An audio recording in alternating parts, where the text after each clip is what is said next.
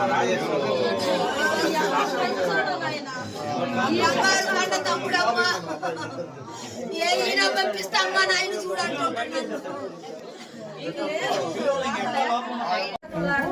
రోజున దురదృష్టకరమైన రోజు ఉదయగిరి నియోజకవర్గంలో ఉన్న వింజమూరు మండలంలో గోళవారపల్లి గ్రామంలో ఉన్నాం. ఇప్పుడు మనం గోళ్ళ మాలకొండయ్య గారి ఇంటి ముందు ఉన్నాము. వారి ఇంట్లో పెను విషాదం. ఈ రోజున వారి కొడుకు గోళ్ళ రమేష్, అలాగే వాళ్ళ కోడలు గోళ్ళ అనూష, కూతురు అన్విత,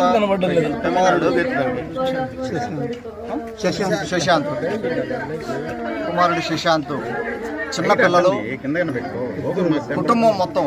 అంటే వాళ్ళ మాలకొండయ్య గారి కుటుంబంలో వాళ్ళ కూతురి బిడ్డనే ఇచ్చి చేయడం జరిగింది. ఒకే కుటుంబంలోనే నలుగురిని పోగొట్టుకున్న సందర్భం. ఈ కర్నూలులో జరిగిన బస్సు ప్రమాదం తీవ్రంగా అందరినీ కలిచివేసింది. ఎంతోమంది కుటుంబాలు యాక్సిడెంట్ బారిన పడడం జరిగింది. వారందరికీ కూడా ఉదయగిరి నియోజకవర్గ ప్రజల తరపున ప్రగాఢ సానుభూతి, ఆ కుటుంబాలన్నిటికీ కూడా భగవంతుడి ధైర్యం ఇవ్వాలని స్ఫూర్తిగా కోరుకుంటా ఉన్నాను. ఇప్పుడు ఈ కుటుంబాన్ని పలకరించడం జరిగింది. వీరిని కర్నూలు బస్సు యాక్సిడెంట్ ఎక్కడైతే అయిందో అక్కడికి మన డిపార్ట్మెంట్ ఇచ్చి అక్కడికి పంపించి DNA వెరిఫికేషన్ కోసం అని చెప్పి అబ్బాయి వాళ్ళ మదర్ని, అమ్మాయి వాళ్ళ మదర్ని ఇద్దరిని అక్కడికి పంపించడం జరుగుతూ ఉంది. మాలకొండయ్య గారు కూడా ఆరోగ్యం పరిస్థితి కూడా బాగాలేదు. వారు ఇక్కడే ఉంటారు. అక్కడికి వెళ్ళిన తర్వాత ఒక్కొక్క బాడీ రిమైన్స్ని కూడా తీసే పరిస్థితి ఉంది. అక్కడ ఒక్కొక్కటి తీస్తూ ఉన్నారు. బస్ దగ్గర కూడా పరిస్థితి బాగాలేదు. అక్కడ దాన్ని చూసుకొని తర్వాత ఇంకొకటి ఈ కుటుంబం, తర్వాత ఇంకొక ఫ్యామిలీ, వారు కూడా మన ఉదయగిరి నియోజకవర్గం నుంచి దొత్తులూరు మండలం నుంచే ఉన్నారు.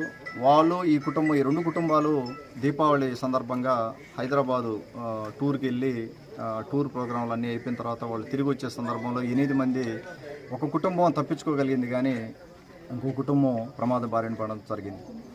వారు ఉన్న ఇన్ఫర్మేషన్ ప్రకారం వారు కూడా బస్ దగ్గరే ఉన్నారు. తప్పించుకున్న ఎవరైతే బయటపడ్డారో పర్సన్ కూడా తను కూడా అక్కడ ఉండి మానిటర్ చేస్తూ ఉన్నాడు. వీలైనంత తొందరగా అక్కడ ఐడెంటిఫై చేసి ఈ కుటుంబానికి ప్రభుత్వం తరఫున న్యాయం చేయడం జరుగుతూ ఉంది.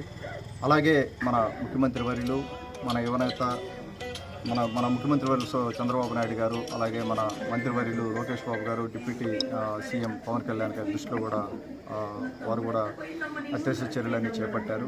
వారి దృష్టిలో కూడా ఉంది ఇది. వారు అందరికీ కూడా